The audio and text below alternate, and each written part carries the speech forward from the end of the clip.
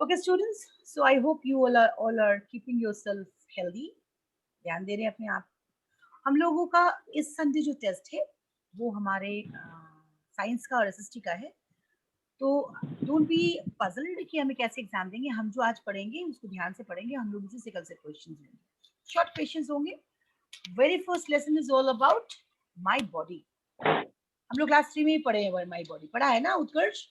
आपका video of है, video on रखना है. ओके, ये लेसन जो है ये बहुत इंटरेस्टिंग लेसन है. आपके लिए तो बहुत अच्छा है. हम लोग जो रेगुलर आपकी लाइफ में हो रहा है उससे रिलेटेड कुछ पढ़ेंगे इसमें. कह रहे हैं कि in previous class we have studied about the different sense organs. Class 3 में हम लोगों ने सेंस ऑर्गन्स पढ़ा है. Eye, ear, nose, skin, tongue. ये हमारे सेंस ऑर्गन्स है. ये सारे sense organs can be seen from outside. देख सकता है ना. हम आंख देख पाते हैं, कान देख पाते हैं, नाक देख पाते हैं. I can see the tongue, even skin even. तो ये सारे ऑर्गन्स ऐसे ऑर्गन्स है which we can see from outside and इसीलिए इसको हम कहते हैं एक्सटर्नल ऑर्गन्स. कहते हैं ना इसको external. But there are certain organs in our body जिसको कि हम देख नहीं सकते. जैसे can you see your heart beating? क्या अपने हार्ट को देख पाते हैं? No. Can you see your stomach? खाना कैसे उसमें गया के उदय दिख पाता है क्या? नहीं. Can you see your rib cage? No. Can you see your lungs, liver? No. So there are certain organs which you cannot see from outside. हम बाहर से नहीं देख सकते. तो हम इनको कहते हैं इंटरनल ऑर्गन्स. अंडरलाइन करेंगे इन दोनों वर्ड्स को साथ में इनके मीनिंग के साथ. All the parts that can be seen from outside are called external organs. Underline it. I want all of you to underline this. Question ऐसा भी आ सकता है. What do you mean by internal organs? What do you mean by external organs? So all these parts that can be seen from outside is called external organs. And there are several body parts which cannot be seen from outside. इसको कि बाहर से हम नहीं दे सकते. उनको हम internal organs कहते हैं. ठीक है? Can you name some internal organs? तो ये आप खुद से लिखिए. 3 internal organs का नाम लिखिए. मुझे बता दो कोई 3 internal organs. गरिमा सिंह बताओ. गरिमा बताओ 3 internal organs. Foot the pipe. हाँ, स्टमक. आज से के उदय का नाम गरिमा सिंह है क्योंकि मैंने कहा गरिमा सिंह बताओ तो के उदय ने बोला फुट द पाइप. तो आज से हम लोग के उदय को गरिमा सिंह बोलेंगे. ऐसा होता है ना. जिसका नाम पुकारो वो बताया नहीं और दूसरे ने उसके नाम पे बता दिया. नहीं होगा ना. हाँ जी. तो दिव्यति सिंह बहुत खूबसूरत आपकी स्माइल है. आप मुझे बताएं 2 इंटरनल ऑर्गन्स. चलिए अनम्यूट करें और बताएं. बताओ बेटा. Any 2 internal organs. Ma'am, which you cannot see from outside. Ma'am liver, pancreas. Good. बहुत बता दिया. Yes, livers, pancreas. We cannot see from outside, and that is why they are said to be the internal organs. Very good. Okay. So our body is a complex system. बहुत complex system है जहाँ पे खाना भी पचता है, हम सुनते भी हैं, हम सांस भी लेते हैं. एक ऐसा मशीन जो इतनी तरह की काम करता है. It works like a machine with the help of various organs. ये एक मशीन की तरह काम करता है. मशीन जैसे काम करता है ये हमारा बॉडी भी एक मशीन की तरह काम करता है. इसमें खाना हजम भी होता है, खाना डाइजेस्ट होता है, हम सांस भी लेते हैं, खाना निकलता भी है बॉडी के बाहर जो अनडाइजेस्टेड फूड है, हम स्वेट भी करते हैं, हम सांस भी लेते हैं. तो एक ऐसा मशीन है जो बहुत तरह का काम करता है और इसमें बहुत तरह के ऑर्गन्स इन्वॉल्व होते हैं. हर एक ऑर्गन का अपना अपना फंक्शन है. जैसे आंख का काम है देखना, कान का काम है सुनना, वैसे ही दांत का काम है खाने को पीसना और हमारे स्टमक का काम है उस खाने को और डाइजेस्ट करना. तो इसमें आपके क्लास में हम लोग एक सिस्टम पढ़ेंगे डाइजेस्टिव सिस्टम. हम लोग एक सिस्टम पढ़ेंगे डाइजेस्टिव सिस्टम. एक ऐसा सिस्टम जिसमें कि डिफरेंट ऑर्गन्स इन्वॉल्व होंगे जिसका कि मेन मोटिव होगा क्या? खाने को हजम करना. इसके लिए जानेंगे पहले what is a system. What is a system? तो बहुत सारे ऑर्गन्स मिलके जब एक ही परफॉर्म करे function they are called a system. नहीं समझ में आया? जैसे मान लो एक फुटबॉल ग्राउंड है जहां पे 11 प्लेयर्स हैं. उसमें देखोगे एक गोलकीपर होता है जो गोल को रोकता है. एक बाकी प्लेयर्स बॉल को लेके चलते हैं. सबका मेन मोटिव होता है क्या? फुटबॉल को गोल तक लेके जाना। गोलकीपर का भी काम होता है गोल से बचाना, लेकिन काम उसका वही है, उसी टीम के अंदर का ही है। सिमिलरली हमारे बॉडी में कुछ ऐसे फंक्शन ऑर्गन्स है जिसका मेन काम है खाने को हजम करना, हजम में हेल्प करना, डाइजेशन में हेल्प करना। जैसे कि दांत, अगर हम शुरू करें मुंह से, तो हमारे खाने का डाइजेशन का पहला ऑर्गन है माउथ। यहाँ पे खाना टूटता है, we break the food into pieces, we break the food into pieces. उसके अंदर सलाइवा है, खाने को सॉफ्ट करता है। इसके बाद खाना ओएसोफेगस में आता है, इसका काम है फूड पाइप, खाने को वहां से स्टमक तक पहुंचाना। स्टमक में खाना 3-4 घंटे और रहता है, यहाँ पे खाने में के साथ कुछ डाइजेस्टिव जूसेस मिलते हैं, खाने को डाइजेस्ट करता है थोड़ा बहुत। इसके बाद खाना स्मॉल इंटेस्टाइन में आता है, जहाँ पे ये पूरी डाइजेस्ट होता है और इसको सोख कर लिया जाता है, जिससे डाइजेस्टिव न्यूट्रिएंट्स है उसको स्मॉल इंटेस्टाइन एब्जॉर्ब कर लेता है और फर्दर उसको आगे बढ़ाता है किधर, लार्ज इंटेस्टाइन में। और लार्ज इंटेस्टाइन में क्या होता है, जो अनडाइजेस्टेड फूड है उसको आगे बढ़ा के उसके अंदर के वाटर को एब्जॉर्ब कर लिया जाता है। So this is all about the system. हम शुरू करेंगे आज माउथ से, हम सिर्फ आज माउथ पढ़ेंगे और टीथ पढ़ेंगे। तो सारे बच्चे बुक खोलिए और देखिए इस सिस्टम को हमने अभी जो आपको बताया, ये धीरे धीरे वहां तक कैसे पहुंचते हैं। What happens to the food that we eat? हम जो खाना खाते हैं उसका क्या होता है? The food contains carbohydrates, proteins, fat and other nutrients. आपने 3 में पढ़ा है कि हमारा बॉडी, हम जो खाना खाते हैं वो 3 तरह का खाना खाते हैं body building food, energy giving food and protective food. इनके बेसिक न्यूट्रिएंट क्या है? Carbohydrate, fat, protein, vitamin and minerals. तो हम खाने में यही 5 न्यूट्रिएंट को खाते हैं। हम जब ये खाना खाते हैं तो व्हाट हैपेंस टू इट, ये कॉम्प्लेक्स मटेरियल है जो कि broken into the simple form in digestive system. हम जो भी खाना खाते हैं उसमें यही 5 न्यूट्रिएंट होते हैं। तो हमारे डाइजेशन में क्या होता है, इसी न्यूट्रिएंट को बेसिक फॉर्म में किया जाता है। जैसे कि हम चपाती खा रहे हैं तो हमने क्या खाया, हमने कार्बोहाइड्रेट खाया। तो खाने को उसके बेसिक न्यूट्रिएंट तक पहुंचाना, यानी the complex material are broken into its simplest form is called digestion. Digestion is a process in which the complex material of food is broken into its simpler form. ये ध्यान रखना है कि क्या है डाइजेशन। मैं आपको आंसर इसके भेजूंगी छोटा छोटा, आप उसको याद भी करेंगे। What is digestion? Digestion is the process, ये वो प्रोसेस है जिसमें complex material of food, food जो है वो सिंपल फॉर्म में तोड़ा जाता है। कैसे होता है? Start with the mouth. We'll start with the mouth. Now, what do you have in your mouth? कभी सोचा आपके मुंह में क्या क्या है? आपके मुंह में क्या है? We have got teeth, we have got tongue, and we have got salivary gland. Am I clear? क्या उदय? हमारे मुंह में क्या है? हमारे मुंह में दांत है, हमारे मुंह में टंग है और हमारे मुंह में क्या है? सलाइवरी ग्लैंड है। नाउ हम पढ़ेंगे दांत। What is teeth?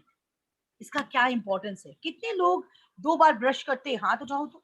कितने लोग अपने दांत की देखभाल करते हैं? Very very few hands I can see. Okay, चलिए बड़ी अच्छी बात है। Now look at the book, page number 2। Teeth are very important part of our mouth. हमारे जिनके पास दांत नहीं होते उनसे पूछिए वो खाना कैसे खाते हैं। हमारे दांत जो है they play an important role, हमारे खाने को च्यू करने में हेल्प करता है। इतना ही नहीं, ये आपके फेस को एक शेप भी देता है। आपके घर में अगर दादाजी है या नानी माँ है, आप देखेंगे अगर उनके दांत नहीं है तो वो कैसे लगते हैं? इनके गाल धसे हुए होते, ऐसा होता है ना। दिव्यति को हंसी आ गई। यस, ऐसा होता है। It happens like this only. आपका दांत जो है केवल खाना चबाने में ही हेल्प नहीं करता, it gives a shape to your body face. आपकी फेस को एक शेप देता है ना साधना? M I right? आपके घर में अगर कोई दादा दादी या नाना नानी है, अगर उनके दांत नहीं है, आप देखेंगे जब वो सो रहे होते ये गड्ढा पड़ जाता है, वो डिंपल नहीं है जो हमें होता है, नहीं, लाइक दिस। उन्हें चबाने में भी बहुत दिक्कतें होती हैं। आपने क्लास में पढ़ा है ना कि जो ओल्ड एज पीपल होते हैं वो कैसा खाना उनको कैसा पसंद होता है? इजीली, सिंपली डाइजेस्टिव, क्योंकि उनके दांत भी नहीं होते बहुत। तो वो अब आपकी तरह चिकन चाउमीन और चिली चिकन तो नहीं खा सकते, ना ही वो उतना चिकन या मटन चबा सकते हैं, नहीं ना, बिकॉज दांत ही नहीं है। तो दांत का बहुत इंपॉर्टेंस है। इसके अलावा the teeth help us to speak clearly. आपके मुंह में दांत नहीं होंगे, सामने के 4 दांत अगर हिल जाए, गिर जाए, हवा ऐसे निकलती है। You are not able to speak properly also. Am I right? We are not able to speak properly also. अगर हमारे दांत नहीं होंगे तो बोलने में भी हमें दिक्कतें होंगी। तो हमारे दांत का तो इतना इंपॉर्टेंस है, और हम अपने दांत की कदर नहीं करते। तो you have to pay attention on your teeth, you have to take a proper care of your teeth, because ये आपके खाने को सॉफ्ट करता है। अपने खाने को, आधा खाना तो हमारे यहीं पे सॉफ्ट डाइजेस्ट हो जाता है, हम जितनी अच्छे इसको चबाते हैं। इसके अलावा ये आपके फेस को एक शेप देता है। इसके अलावा it help us to talk, speak, बोलने में हेल्प करता है। अगर सामने के 4 दांत टूट जाए तो लगता है मुंह से हवा निकल गई, हम बोलते कुछ है, सुनाई कुछ, समझ में आता है। सही बोल रही हूँ करीमा? सही होता है ना? ओके, नाउ आप ये जाने कि आपके लाइफ टाइम में you have got 2 sets of teeth. अभी आप क्लास 4 में हैं, आपके बहुत सारे ऐसे फ्रेंड्स होंगे या आपके खुद के, कुछ दांत गिरे हैं और वापस आ गए हैं, है ना? कितने लोगों के दांत गिर के वापस आ गए? हाथ उठाओ। कितने लोगों के दांत गिर के वापस आ गए? ओके। और कितने बच्चे ऐसे हैं जिनके दांत एक भी गिरे ही नहीं? सबने हाथ नीचे कर लिया। यानी हम उस स्टेज में हैं जहां पे हमारे दांत गिर के वापस आ रहे हैं। अब ये जो गिरे हैं दांत, ये हमें वापस भी आ गए। कैसे आ गए? अब आप जान के रखें कि in your life time, complete आपके लाइफ टाइम में, you have got 2 sets of teeth. आपको 2 सेट ऑफ टीथ नेचर देता है। एक तो जब किसी बच्चे, आपके घर में कोई बच्चा बेबी है, तो आप देखेंगे जब उसकी उम्र 6 मंथ से अबव होती है, उसके मुंह में दांत आना शुरू होता है ना? जब किसी बच्चे की उम्र 6 मंथ से ज्यादा होती है, देन उसके दांत आने शुरू होते हैं, and that teeth is called milk teeth. Okay. और ये तकरीबन 9 इयर्स तक होता है, 8 to 9 इयर्स तक। ये जो दांत होते हैं इनको मिल्क टीथ कहते हैं, and they are 20 in numbers. ध्यान रखते जाए मैं जो बोल रही हूँ। 6 महीने से शुरू होता है ये दांत का निकलना, और 9 साल की उम्र तक, 8 साल की उम्र तक ये दांत निकलते हैं। इसको हम कहते हैं मिल्क टीथ। ये 20 होते हैं, 20, ओनली 20। लेकिन 9 साल के बाद, 9 इयर्स के बाद या 8 इयर्स के बाद, ये दांत जो 20 दांत निकले थे हमारे, दे स्टार्ट फॉलिंग डाउन, ये गिरना शुरू करते हैं, और उसकी जगह पे नए दांत जमना शुरू करते हैं। दोज टीथ आर, जो कि गिर चुके हैं, मिल्क टीथ जो गिर चुके हैं, उसकी जगह पे नए दांत आना शुरू करते हैं, and we call it permanent teeth. नाम से ही समझ में आना चाहिए, ये वो टीथ है जो परमानेंट है। इसके बाद ये टीथ गिरेंगे तो आपको दांत वापस नहीं आएंगे। ओके, समझ में आ रहा है? Milk teeth are 20 in numbers, 20 होते हैं। 6 महीने की उम्र से ये निकलना शुरू करते हैं, और अगर ये गिर जाए तो इसकी जगह पे परमानेंट टीथ आते हैं। परमानेंट टीथ 32 इन नंबर्स होते हैं, 32। कहते हैं ना 32 ही मत दिखाओ अपना, क्या दिन भर ही के 32 ही दिखाते हो, कहते हैं ना। तो परमानेंट टीथ 32 इन नंबर्स, यही डिफरेंस है, ये याद रखना है कि मिल्क टीथ 6 महीने की उम्र से होता है, परमानेंट टीथ अप्रोक्सीमेटली 8 इयर्स की उम्र से आना शुरू करता है। मिल्क टीथ 20 इन नंबर्स होते हैं, परमानेंट टीथ 32 इन नंबर्स होते हैं। मिल्क टीथ गिरते हैं तो उसकी जगह पे परमानेंट टीथ गिर आते हैं, लेकिन परमानेंट टीथ अगर गिर जाए तो फिर हवा ही आते हैं, तो फिर दोबारा कोई टीथ नहीं आ सकता। तो हम फॉल्स टीथ लगाते हैं, नकली दांत लगाते हैं। ओके, तो आप जान के रखें, in your life time you have got 2 sets of teeth. 2 set of teeth आपको नेचर देती है। 6 महीने की उम्र से 8 साल की उम्र तक जो दांत निकलते हैं उनको हम मिल्क टीथ कहते हैं। They are 20 in numbers and they fall down, वो गिरते हैं। And permanent teeth are those teeth which take the place of milk teeth. Permanent teeth वो टीथ है जो कि मिल्क टीथ का जगह लेते हैं जब वो गिरते हैं। तो दे आर 32 इन नंबर्स, ये 32 होते हैं, और ये गिर जाए तो दोबारा ये दांत नहीं निकलता। ठीक है, चलो अब पेज नंबर 2 पढ़ते हैं। हमने अभी तक तो आपको भाषण दे दिया, अब आप देखिए कि मैंने जो बताया वैसा ही कुछ है कि नहीं। अब baby is born with no teeth. किसी को देखा है दांत के साथ होते हुए एक बच्चा जिसको 32 हो? नहीं ना। अब baby is born with no teeth, कोई दांत नहीं होता। But when a baby is about of 6 months old, his or her teeth begins to appear. जब वो 6 महीने का होता है तो उसके दांत निकलने शुरू होते हैं. By the time the baby is 3 years old, 3-4 साल का हो जाता है, तो ये मैंने 6 साल बताया, 8 साल, बट 3-4 साल होते होते इनके तकरीबन सारे मिल्क टीथ आ जाते हैं. एंड दे आर टेम्पररी, ये टेम्पररी होते हैं, and they are called milk teeth. लेकिन between the age of 6 to 12 years, 6 साल से 12 साल के बीच में यही मिल्क टीथ धीरे धीरे गिरते हैं. ठीक है, और उसके जगह पे क्या आता है? Permanent teeth. And this new teeth is called permanent teeth, and they are 32 in numbers. कितने होते हैं ये? 32. उत्कर्ष पांडे, मुझे एक बार मिल्क टीथ और परमानेंट टीथ का डिफरेंस बताओ, जल्दी से, जल्दी जल्दी. मैम, मिल्क टीथ जो होते हैं वो टेम्परेरी टीथ होते हैं, वो हमेशा रहते तो मैं भी झूम रही हूँ तुम्हारी तरह. और वो केवल ना 4 साल तक ही रहते हैं. कब तक रहते हैं? फिर वो टूट जाते हैं. वो मैम, वो ना केवल ना वो ना चलो दिव्यति सिंह, मुझे बताओ. दिव्यति बहुत हंस रही है, बताएगी. जल्दी बताओ, जल्दी, मेरा समय बहुत कम है, हमें टाइप्स ऑफ टीथ पढ़ना है. Ma'am, there are 20 milk teeth and there are 32 permanent teeth. Okay. Jiya Singh, दूसरा बताओ. दिव्यति ने बता दिया, they are 20 milk teeth and 32 permanent teeth. Jiya Singh, दूसरा बताओ, आप बताओ. Yes ma'am. बोलिए, दूसरा डिफरेंस बताइए.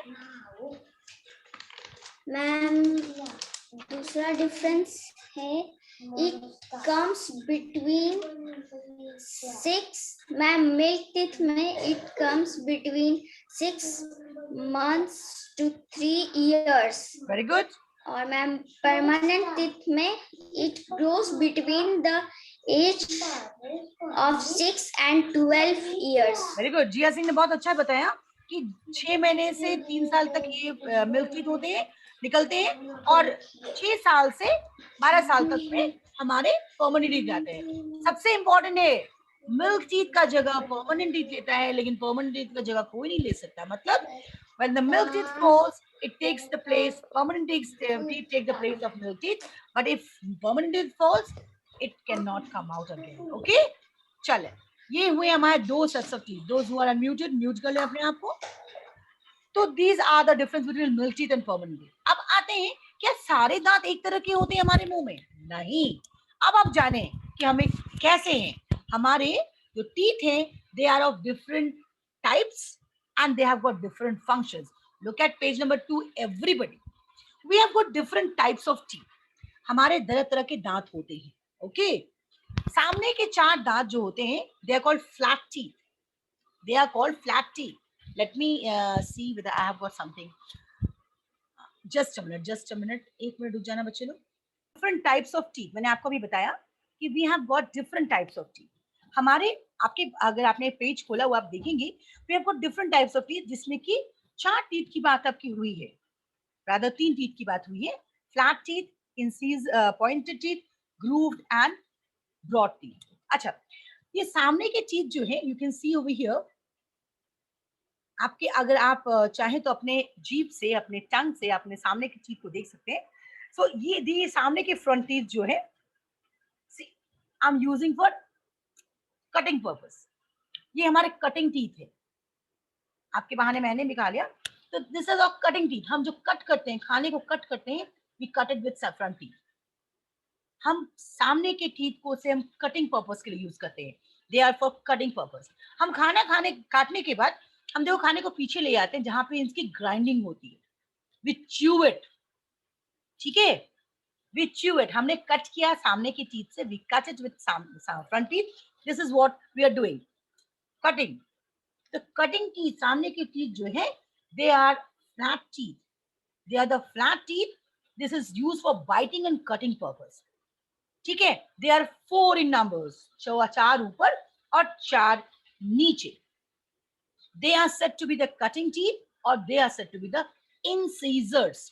आप अगर बुक में देखेंगे आपको दिखेगा the teeth in front of the mouth, ये हमारे 4 टीथ जो है they are use for biting and cutting food. हम कोई भी खाना चबाते नहीं है, हम काटते हैं इन टीथ से, we cut it, and that is why they are said to be the cutting teeth, flat teeth. और उनके जो साइंस के टर्म्स में आते हैं, we call it incisors. Am I right Aadhya Anand? हम इन्हें क्या कहते हैं? We call it incisors. They are 4 incisors in upper jaw, आपके अपर जॉ में ये 4 इंसीजर्स होते हैं, and they are 4 incisors in the lower jaw. आपके 2 जॉ है ना, ऊपर वाले और नीचे वाले, सामने के 4 दांत और नीचे के चारों दांत को हम कटिंग टीथ कहते हैं, because they are use for cutting purpose, flat teeth. इनकी साइंटिफिक नेम है incisors. If I having your book, underline that line, इसको अंडरलाइन करेंगे आप। We have got 4 types of 4 incisors in the front, ऊपर upper jaw में, and we have got 4 incisors in the lower jaw. ये हुआ पहला type of teeth. उसके बाद आपके कुछ टीथ, आपके दांत मुंह में 4 टीथ ऐसे भी हैं which is use for tearing purpose. जैसे मान लो आप चिकन खाते हैं, जिसको टीयर करने की जरूरत पड़ती है, हम आप टीयरिंग कभी यहां से करते ना, टीयर लाइक दिस, तो ये हमारा टीयरिंग टीथ है। ये हमारा टीयरिंग टीथ है जो आपके फ्लैट टीथ के बगल बगल में दोनों होते हैं। फ्लैट टीथ के बगल बगल में दोनों होते हैं, 2 ऊपर 2 नीचे, यानी 4 होते हैं, एंड दे आर कॉल्ड कनाइन्स। अब देखे होंगे जितने भी कार्निवोरस एनिमल्स होते हैं, give an example of dog, इनके ये दांत पॉइंटेड दांत होते हैं, देखा है आपने? कौन मुझे बताएगा? अद्या अनम्यूट करो। आपने डॉग का दांत देखा है? They have got 2 front teeth, जो सामने के कॉर्नर टीथ होते हैं वो शार्प होते हैं, पॉइंटेड होता है ना। इवन लायन, मैम जब जू गए थे तब, इवन लायन, टाइगर, इनके ये जो दांत साइड वाले होते हैं they are pointed and they are use for tearing purpose, किसी भी खाने को चीरने के लिए, फ्लैश के लिए, फ्लैश ईटिंग एनिमल्स के ये होते हैं। They are 4 in numbers. आपके इंसिजर्स 4 8 होते हैं, ऊपर 4 नीचे 4। कनाइल्स जो होते हैं यहाँ पे 2 और यहाँ पे 2, यानी 4 in numbers. They are pointed teeth, इसको हम कहते हैं कनाइल्स। यहाँ पे आप देखेंगे पेज नंबर 2 में ही है, on the either side of flat teeth, दोनों फ्लैट टीथ के साइड में ये दोनों टीथ होते हैं, and they are 4 in numbers, ये 4 होते हैं।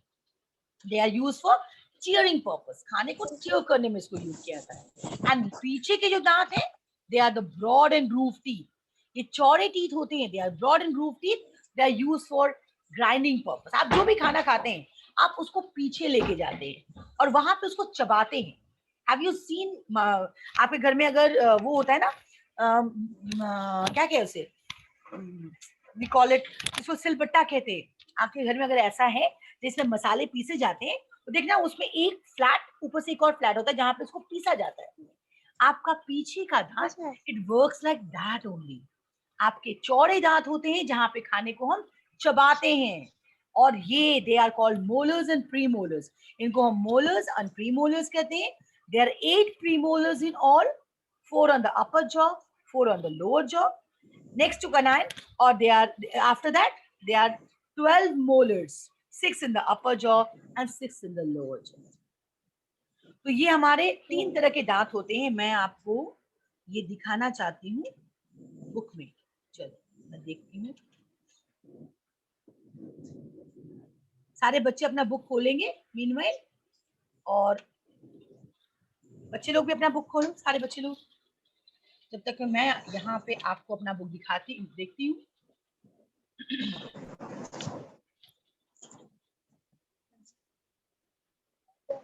तो we have got 3 types of teeth, ध्यान रखना है। We have got 3 types of teeth: flat teeth, call it incisors, pointed teeth, call it canines, and broad and grooved teeth, जो कि हम molars and premolars कहते हैं। तो हमारे 4 ऊपर 4 नीचे incisors होते हैं, 2 ऊपर 2 नीचे canines होते हैं, और 6 ऊपर 6 नीचे हमारे molars and premolars होते हैं। ओके, देखो, तो ये हमारे दांत है। तो आपको दांत के बारे में पढ़ना है, आपके एग्जाम्स में मैक्सिमम इसी के बारे में क्वेश्चन आंसर्स आएंगे, आप इसको ध्यान से पढ़ेंगे, ठीक है ना। स्लो हो गया है। इसके बाद का टॉपिक है पेज नंबर 3 में आपको दिखेगा कि केयर ऑफ टीथ, इस दांत की देखभाल करना। चलो खुल गया। आपको इस दांत की देखभाल करना, आपको दांत की देखभाल करनी है कि नहीं करनी चाहिए? Yes, we have to do it. See, ये आया हमारा दांत,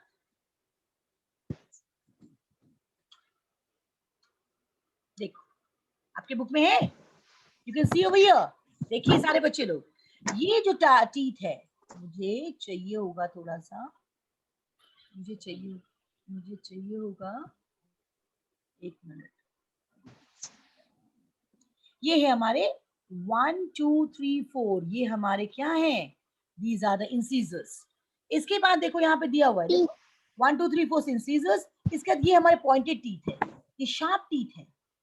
इसका काम क्या है, खाने को चीरना, फाड़ना, टीयर करना। इसके बाद देखो चौड़े वाले दांत है, दिख रहे हैं आपको? अंजलि, दिख रहे हैं आपको? They have got 4 broad and groove teeth. 1 2 3 4 5. 1 2 3 4 5. यहाँ भी आपको दिख रहे हैं।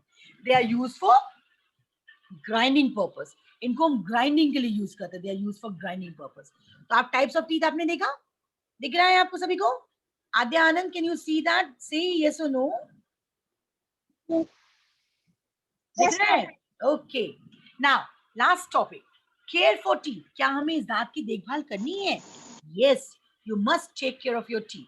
क्या क्या करना है दांत को देखभाल करने के लिए?